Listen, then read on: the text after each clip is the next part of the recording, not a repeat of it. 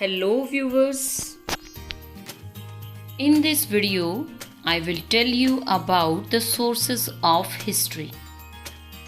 Historians who study the past use the word source to refer to information found in manuscripts, inscriptions, coins, etc.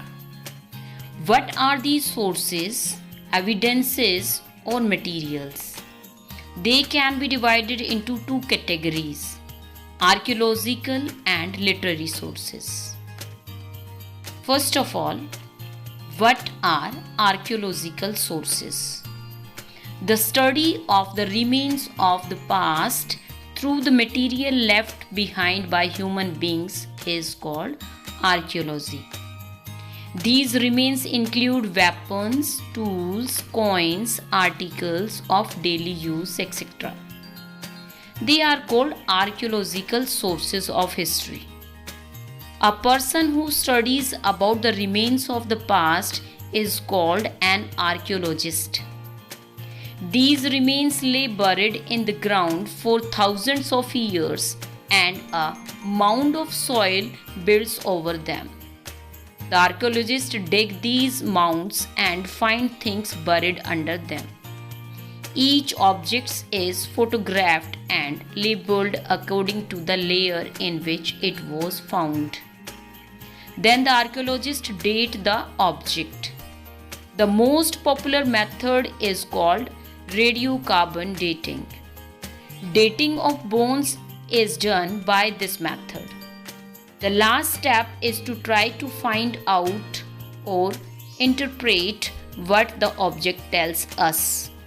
The objects found at Mohenjo-daro tells us about the kinds of jewelry people wore and what they made up. Now, kinds of archaeological sources. Archaeological sources are of four kinds: inscriptions, monuments, coins, and artifacts. First of all, let's discuss inscriptions. Written records engraved on pillars, rocks, walls of caves, hard surfaces like copper plates are known as inscriptions. Inscriptions also contain scripts and languages of old times. They can be understood only by decipherment.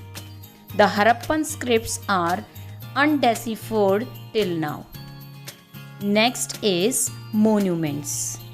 Temples, tombs, palaces, and forts having historical importance are known as monuments. Monuments provide valuable information about the time they were built.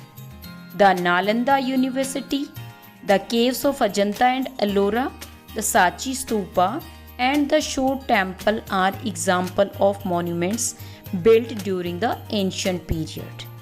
Next is coins. Coins help us in finding the history of kings and their dynasties. The coins issued by Samudragupta tell us that he was a devotee of Vishnu. Coins often had images of gods. They were made of gold, silver, copper, and other metals.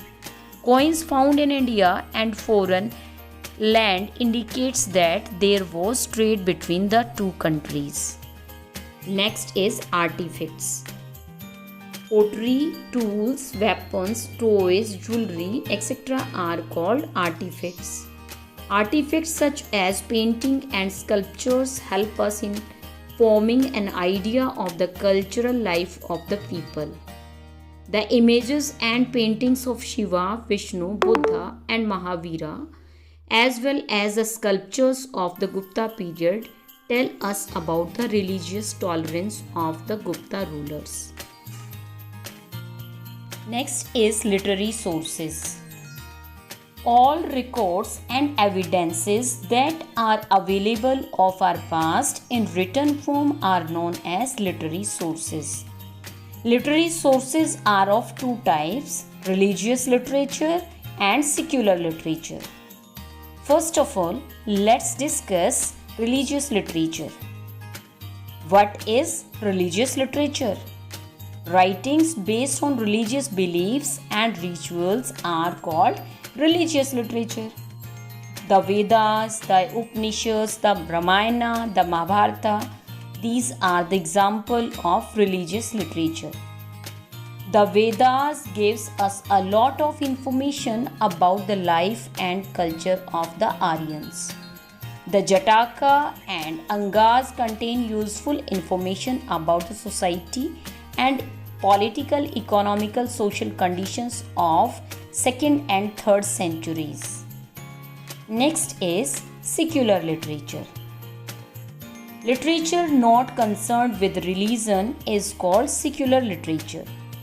Secular literature includes poetry, drama, accounts of foreign travelers, and works on science, grammar, and politics.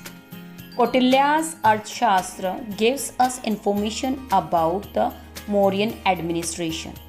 Barna Bhatta Harshcharitra gives us accurate information regarding Harsha, his conquest and administration.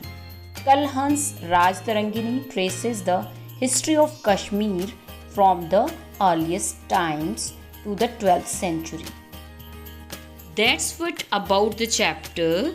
I hope you have understood it. Thank you.